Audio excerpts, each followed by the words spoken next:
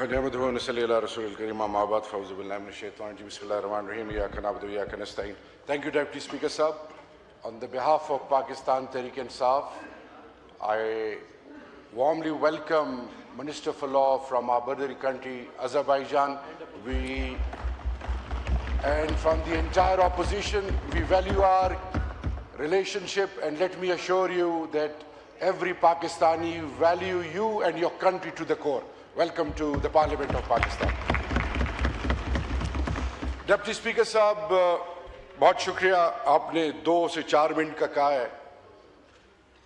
दिसंबर 1971 में कुछ इलाके मुत्तहिदा अरब अमारात जो एक कौम नहीं थे वो कौम बने, और उसके लिए भी अल्लाह ने पाकिस्तान को और जुल्फ़िकार अली भुट्टो शहीद को चुना। मुत्तहिदा अरब अमारात, शेख साहब जो हैं, शेख जायद बिन अल नहयान जो हैं, वो उनको पाकिस्तानी कौम बाबा कहती है। जिस पश्तून के घर में चले जाएं, पारा चिनार में चले जाएं, बलोचिस्तान में चले जाएं, पाकिस्तान के जिस शहर में जाएं, उनकी तस्वीरें लोगों ने डेरों और हुजरों में लगाई है। सऊदी अरब की तरह मुत्तहिदा अरब अमारात ईरान और कतर को और बहरीन को और कुवैत को पाकिस्तानी अपना दूसरा घर समझते हैं।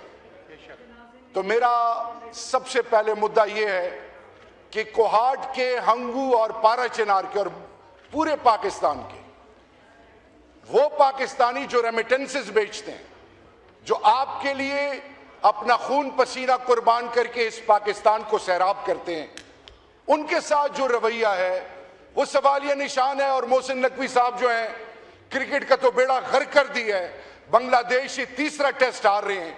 तो मुझे एक चीज की समझ नहीं आ रही कि वो जिम्मेदारी जो उनको दी है, ना वो दहशतगर्दी के हवाले से उनके पास इतना टाइम है कि वो बनू जाएं, ना उनके पास इतना टाइम है कि खैबर पख्तूनख्वा के वो लोग जो पाकिस्तान के लिए जीते और मरते हैं, इसी तरह बलोचिस्तान, वो ग्राउंड पल्स से वाकिफ नहीं है। वो एक सोच पे चल रहे हैं, और वो सोच जो है वो इस पार्लियामान की, पाकिस्तान की जमहूरियत की नफी है।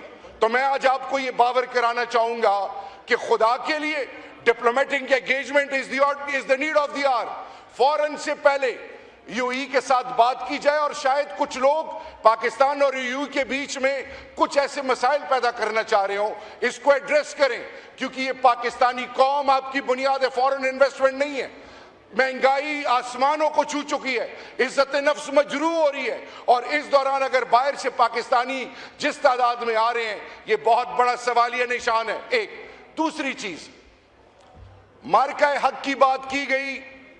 मार्का हक के हवाले से कल वजीर दिफा साहब ने बात की कि एक ऑपोजिशन के एक मेंबर को बुलाया गया था और वो नहीं आए। इसके बाद उन्होंने कहा कि इस बारे में सहलासिर डिबेट होनी चाहिए। मैं ये कहना चाहूंगा, मैं जिस पार्टी, सबसे पहले मैं इस मुल्क के पाकिस्तान का एक बेटा हूं, एक फ्रीडम फाइटर का बेटा हूं। मैं जब सियासत में आया तो मेरे घर से 3 जनाजे निकले थे, और मुझे कोई सर्टिफिकेट देगा कि मैं प्रो पाकिस्तान हूं या नहीं हूं, अफवाज पाकिस्तान की इज्जत करता हूं या नहीं करता। मैं सिर्फ इतना कहना चाहूंगा कि मैं एक फ्रीडम फाइटर के बाद एक ऐसी पार्टी के लीडर का सिपाही हूं जिनकी जिंदगी पाकिस्तान से शुरू होकर पाकिस्तान पे खत्म होती है। वो कहते हैं कि फौज भी मेरी है, मुल्क भी मेरा है, और इस मुल्क को अपनी इज्जत और बुनियाद समझते हैं। मार्का हक के लिए क्या DGISPR साहब ने ये नहीं कहा कि first line of defence keyboard warriors थे? पाकिस्तान के लिए हम हर हद तक जाने के लिए तैयार है, हमारा ईमान है पाकिस्तान। मैं सिर्फ इतना कहना चाहूंगा, डिप्टी स्पीकर साहब, खुदा के लिए फेडरेटिंग यूनिट्स को ऑन करें, उनको वैल्यू करें, उनको इज्जत दें। मैं सिर्फ इतना कहना चाहूंगा। और रही बात, जहां तक बात है अफगानिस्तान की, रेगुलर एंगेजमेंट, आप उनको एंगेज करें। वो एक्सपोज हो रहे हैं किसी तरीके से दहशतगर्दी पाकिस्तान के अंदर जो कर रहे हैं, वो उस पर जीरो टॉलरेंस है, लेकिन आप उनको एंगेज करें। वो लोग जो आपके हक में आज भी हैं, वहां पे भी अंदर ग्रुप्स बने हुए हैं, आप उनके थ्रू जरगे को क्यों इनिशिएट नहीं करते? क्यों ड्यूरेंट लाइन के दोनों तरफ वो लाइन जो पाकिस्तान और हिंदुस्तान को डिवाइड करती, अफगानिस्तान को, उस पर आप कबायली मशरान को, सूबाई हुकूमत को क्यों ऑन बोर्ड नहीं करते? 2611 किलोमीटर बॉर्डर, आप उनको एंगेज करें। और वक्त की जरूरत क्या है कि जंगे जो हैं वो पाकिस्तान की बुनियादों को खोखला करना है। मैं सिर्फ इतना कहना चाहूंगा, डिसिप्लिन, लॉयल्टी। किसी मिलिट्री एकेडमी में आप चले जाएं, पहली चीज क्या है? फेथ, उसके बाद लॉयल्टी।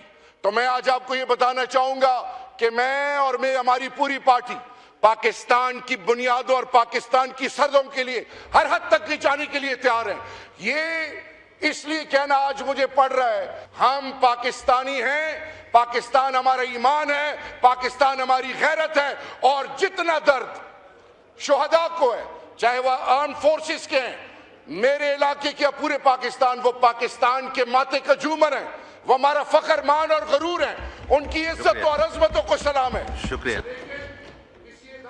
माइक खोले, पार्टी को पिच करना, कंक्लूडिंग, किसी अपनी सियासत में मुकाबला ना करके आप एक पार्टी को पिच कर रहे हैं, ये बदनीयती है।